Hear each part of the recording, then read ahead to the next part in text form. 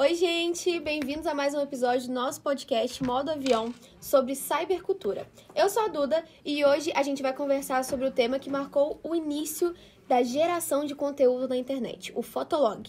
Mesmo que a nossa geração não tenha usado muito, ele influenciou bastante o que fazemos hoje nas redes sociais.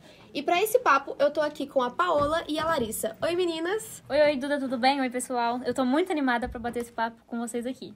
Oi, gente. A gente mergulhou nesse tema e descobriu muita coisa legal. Bora nessa! Bom, vamos falar um pouquinho então sobre o Fotolog. Para começar, vocês poderiam explicar pra gente de forma simples o que foi o Fotolog? Claro, assim, o Fotolog foi uma rede social muito interessante. Ela foi lançada lá em 2002 e a proposta era bem diferente do que a gente tem hoje, né, nas redes sociais. Então, assim, lá o usuário só podia postar uma foto por dia, com uma legenda. Então, ele tinha esse limite. E isso criava uma lógica mais lenta, mais pensada, sabe? E ele funcionava realmente como um diário visual, com textos e imagens muito simples. Ah, entendi. Muito bacana. E assim, por que ele ficou tão popular aqui no Brasil? Bom, porque foi um dos primeiros espaços onde as pessoas podiam se expressar online de forma pessoal, né? Ele era acessível, direto e virou febre entre adolescentes. A galera usava para postar selfies, frases, músicas do momento, tudo com uma estética bem emocional, sabe? Ele criava uma identidade ali mesmo naquele espaço virtual. Entendi, muito bacana. Sobre o estilo de uso e o comportamento, como era a dinâmica do dia a dia, assim? Que tipo de conteúdo as pessoas postavam? Ai, ali tinha de tudo, viu? Fotos com letras de música, amigos, festas, foto em preto e branco, muita coisa tinha aquele ar de diário, sabe? As legendas, por exemplo, eram quase desabafos. Era bem comum escrever coisas tipo, dia difícil hoje, ou então, só queria estar em outro lugar. Uhum. Era uma coisa muito pessoal, assim, mas só que todo mundo via. Entendi. E assim, tinha alguma regra, assim, não oficial ou comportamentos padrões? Sim. A rede social era realmente quase que uma etiqueta social, sabe? Uhum. Você comentava no Fotolog da pessoa e esperava que ela te retornasse com um comentário também. E tinha aquele negócio também de testar ser um gold. É basicamente uma assinatura que naquela época, basicamente você tinha o que acesso principalmente a poder postar mais fotos. E não só uma, que era o limite de quem ali não tinha esse gold. Então, sim, tinha uma certa competição e uma busca por popularidade. Entendi, muito legal. Agora a gente virando mais para a identidade digital. Vocês acham que mesmo sem saber, as pessoas já estavam tentando construir uma imagem de si mesmas ali naquele Fotolog? Com toda certeza, cara. Tipo, a forma como que você escrevia ali, sabe? As fotos que escolhia. Tudo isso era uma forma de montar uma persona digital. E assim, na época talvez ninguém nem falasse nesses termos, persona. Mas assim, era uma tentativa de mostrar realmente quem você é ou até quem você queria parecer ser, sabe? Entendi. E o que isso revela sobre o início da nossa relação com a exposição na internet? Bom, mostra que desde o começo a internet foi usada para construir e projetar uma imagem, né? Uhum. Porque o Fotolog já era uma vitrine pessoal, Sim. Só que de uma forma mais lenta e limitada. Hoje é tudo muito mais rápido, né? Uhum. Mas a essência tá ali, em mostrar, ser visto, ser validado mesmo, sabe? Sim. E agora sobre a geração de conteúdo, que eu acho que é uma coisa que o pessoal tá querendo saber muito. O termo geração de conteúdo é super comum hoje, né? Mas no Fotolog isso já acontecia? Já era usado esse termo? Nossa, claro, com certeza, viu? Mesmo sem essa linguagem de hoje em dia, as pessoas já estavam criando conteúdos todos os dias. Uhum. Eles postavam fotos, textos, reflexões. E sim. o mais legal, não tinha monetização, igual tem no TikTok hoje em dia, por exemplo, né? Uhum. Não tinha likes visíveis, nem um algoritmo igual a gente tem hoje em dia. A motivação era mais nessa troca mesmo, né? Troca de experiências com as outras pessoas, a expressão em si. Conhecer pessoas novas, ter contato. Sim. É tipo um super WhatsApp. Basicamente isso. E assim, qual a principal diferença entre o conteúdo do Fotolog e o que nós vemos hoje nas redes? Interessante. Hoje, realmente, assim, tudo a gente vê que é pra viralizar, pra mostrar, pra manter um público engajado ali, sabe? E no Fotolog era mais, assim, pra ser mais íntimo e menos calculado, realmente. Sim. A grande mudança foi a velocidade, principalmente, a profissionalização e o uso de dados, que hoje a gente vê vários no TikTok, por exemplo. Mas a base dessas redes sociais sempre foi criar, postar serviço e estar presente realmente nessas redes sociais. Muito bacana, gente. E assim, falando um pouco sobre os autores da cybercultura, né? Já que estamos inseridos nesse papo relacionado à cybercultura, temos alguns autores com teorias relacionadas a esse meio. Vocês podem explicar um pouquinho pra gente como o Pierre Levy, por exemplo, se encaixa nesse contexto? Perfeito. O Levy, por exemplo, ele fala da inteligência coletiva. E o Fotolog tinha muito disso, sabe? Sim. As pessoas aprendiam uma com as outras, comentavam, trocavam dicas, ideias, mesmo sem se conhecerem. Então, assim, cada perfil era realmente uma peça de um grande espaço digital colaborativo. Tinha aquela troca de comunicação, né? Total. E no caso do André Lemos? Bom, o Lemos, ele fala sobre a territorialidade digital, né? E o Fotolog é um exemplo disso. Ele criava isso muito bem, porque cada perfil era um território individual, digamos assim. Sim. Com identidade, seguidores e uma linguagem própria de cada um.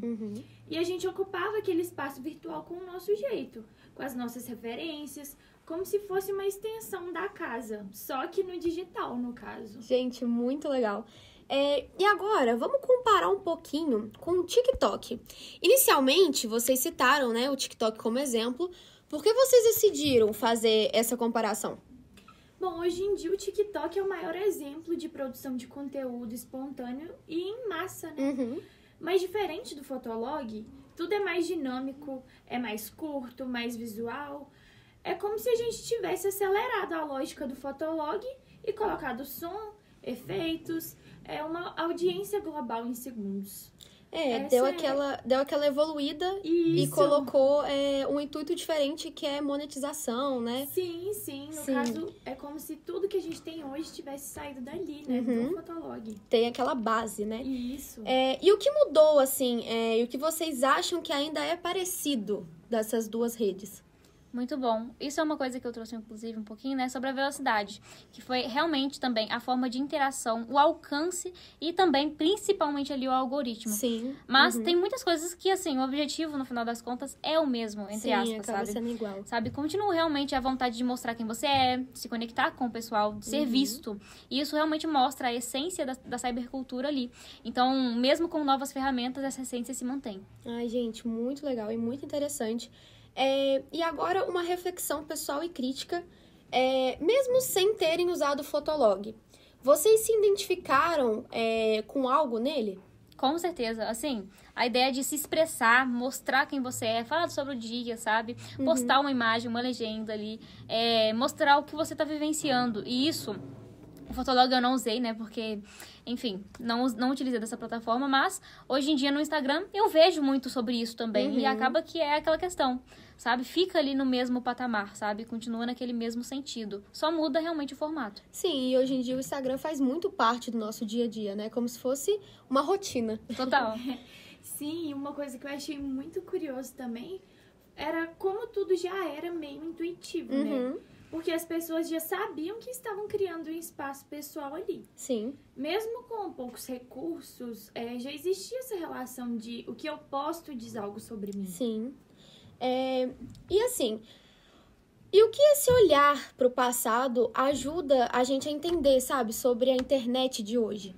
Cara, ajuda a ver muitas coisas, sabe? As mudanças são mais do formato do que da própria interação, entende? Querendo ou não, o objetivo é o mesmo e o formato é o que muda. Mas também fica ali na mesma essência. Então, a gente sempre quis se expressar, se conectar, se pertencer. E as redes mudaram, mas o desejo é sempre o mesmo, sabe? Sim. Então, entender isso hoje nos ajuda muito a nos melhorar nessas plataformas, sabe? Sim, muito legal. Gente, já estamos quase encerrando o nosso podcast de hoje.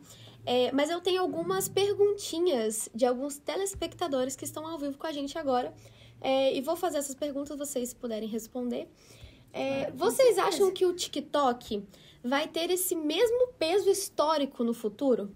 Cara, eu sinto muito que sim, sabe? Porque de um jeito diferente, claro. Sim. Mas assim, o TikTok marca um momento em que a lógica da produção de conteúdo se torna ultra acelerada, baseada em tendências virais, em consumo de massa. Então, assim como o Fotolog, ele representa uma era da internet mais íntima e autoral. Sim. O TikTok pode ser lembrado como um ápice do conteúdo rápido, criativo e performático, sabe? Então, assim, se o Fotolog era basicamente o diário visual, o TikTok é o palco digital, Sim. sabe? Então, ambos revelam o espírito do seu tempo. Então, sim, o TikTok deve entrar nos livros de história da cybercultura. Muito legal, gente. E olha só a próxima pergunta, que bacana. Tinha alguma treta famosa nos comentários dos perfis? Ai, eu adorei essa. E sim, com certeza tinha, viu? Que apesar da proposta ser mais emocional, o Fotolog também tinha os seus dramas. Tinha muitas tretas que giravam em torno, né, de ciúmes digitais, né? Sim. Amizades que se desfaziam por causa de um comentário ignorado, um elogio no perfil errado. Sempre gente, tem. Eu acho isso ótimo. Ou por até exclusão de não ter a conta Gold, né? Sim. Como o espaço era limitado, qualquer detalhe ganhava um peso simbólico muito grande, né?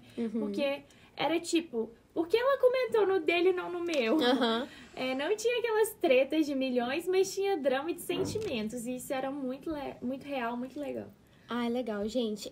Próxima pergunta. O que vocês diriam que foi o cancelamento da época do Fotolog?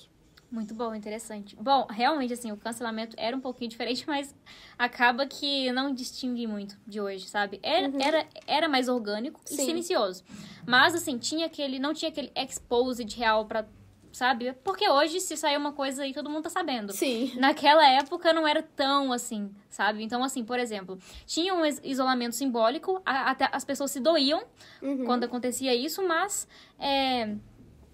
porque ninguém comentava mais no perfil da pessoa, e ela sentia isso de alguma forma. Mas isso não circulava nos perfis populares e tudo mais, sabe?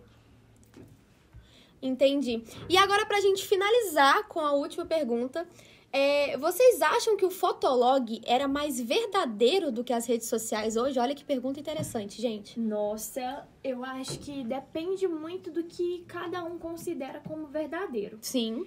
Porque o Fotolog era, sim, mais espontâneo e era menos profissionalizado, né? Porque ninguém postava lá pra vender nada ou pra agradar o algoritmo, Era pra ser o que é mesmo, né? Sim, o marketing ali não existia. Sim. Mas isso não quer dizer que tudo ali fosse 100% autêntico. Sim. Porque, com certeza, nem tudo era.